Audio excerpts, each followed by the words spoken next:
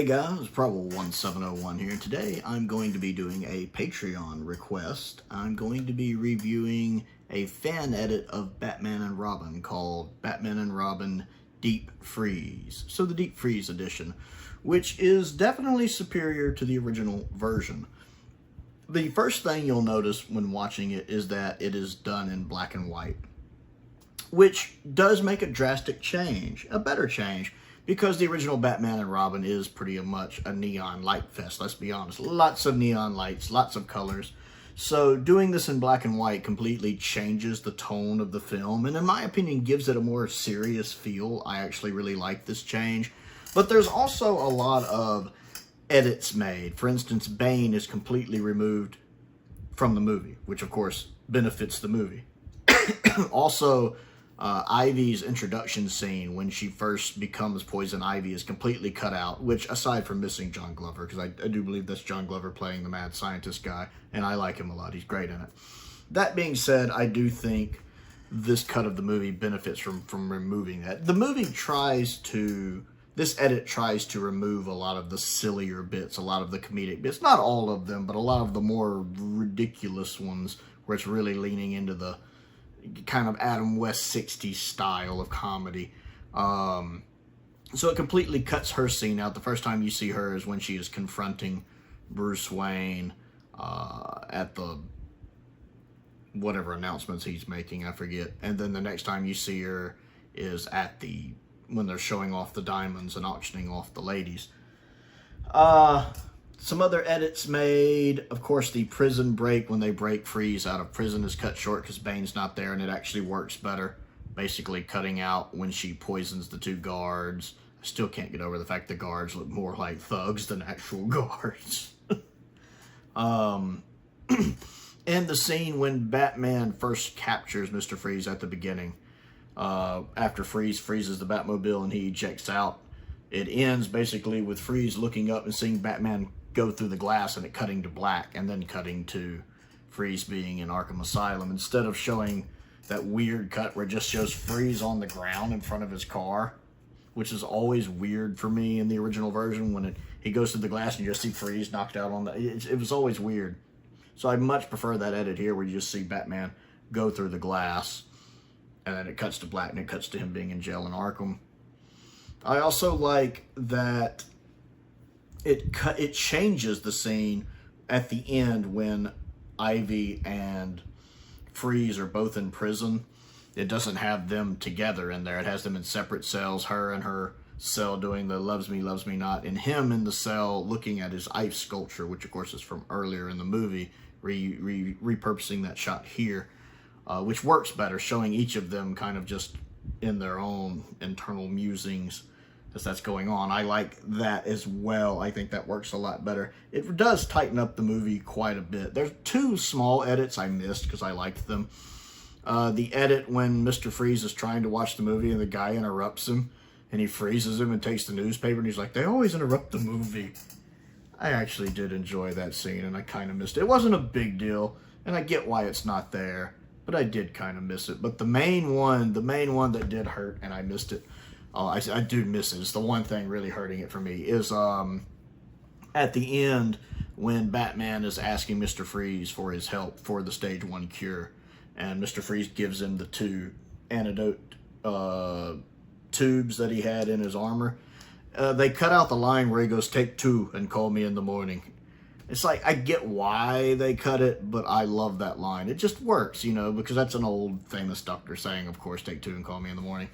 And I liked it here. It added a little bit of lightness to that moment for me. And the scene still plays out fine. And it's like, I understand what they were going for when they cut it, but I wish they'd left it in, because that's one of my favorite parts of the movie. Other than that, it flows well. There's a lot of different music used. I'm not quite sure how much of the music they changed, because I haven't watched the original version in like 11 years. I think like 2014 or 2015, actually. It might have been early 2015, so probably about 10 years. I was dating a girl at the time, and Batman and Robin was her favorite Batman movie. I know the face you're making. It's the face I made. And when I asked her why, her response was, because it's funny. I can't argue with her logic there. It is funny.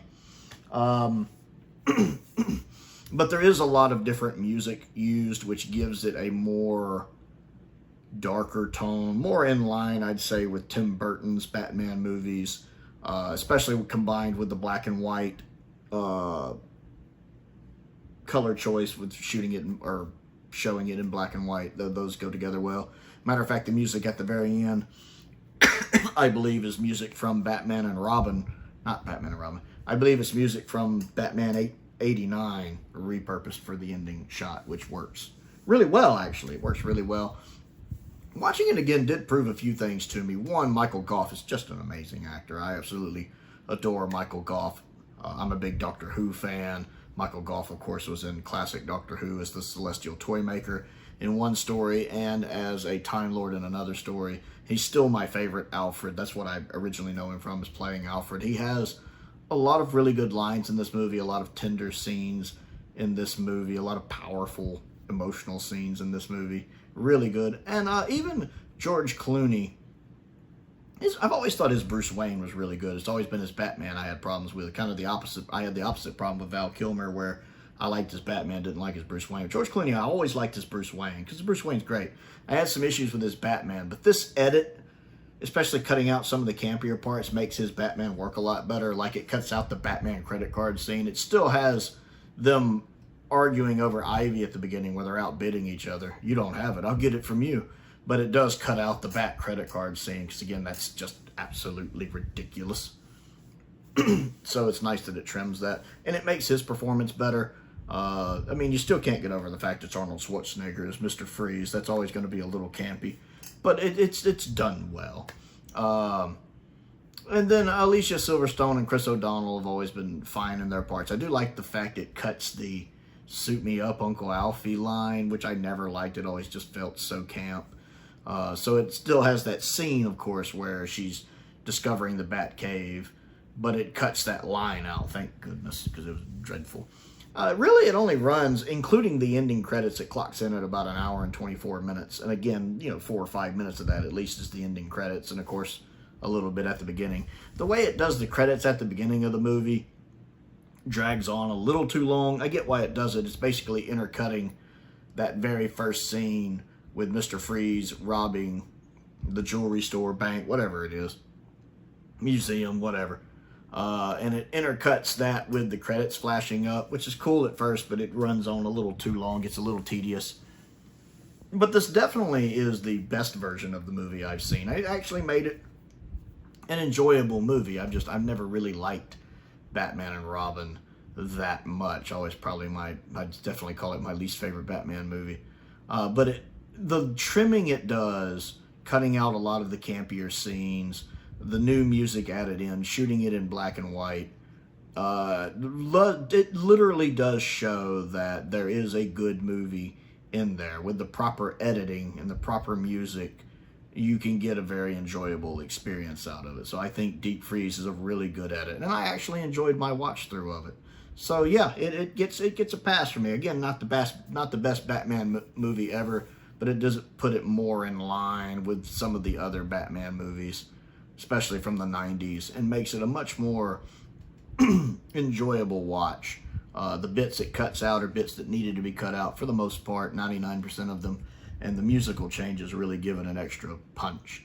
So yeah, Batman and Robin Deep Freeze edition. Great fan of it. Very much enjoyed it. Highly recommended if you've never seen it and you want to see a watchable version of this movie.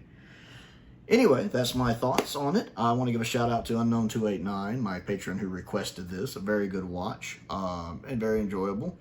If you would like to check out my Patreon, there's a link to that down in the description below. I also have my P.O. box down there. If there's anything you'd like to send me to look at and review, I love getting fan mail. Makes my day. I do have a birthday coming up at the beginning of July, so if anyone wants to send anything for that. I have a link to my Amazon wish list down there. A link to my Amazon UK wish list is also down there. I do want to give a shout out to some of my top tier patrons, Colin Coney, Sam Venning, Unknown289, and Finn Perkins. I appreciate their support, as I do the support of all of my patrons. It does mean a lot, and it's very much appreciated. Most importantly, thank you for watching.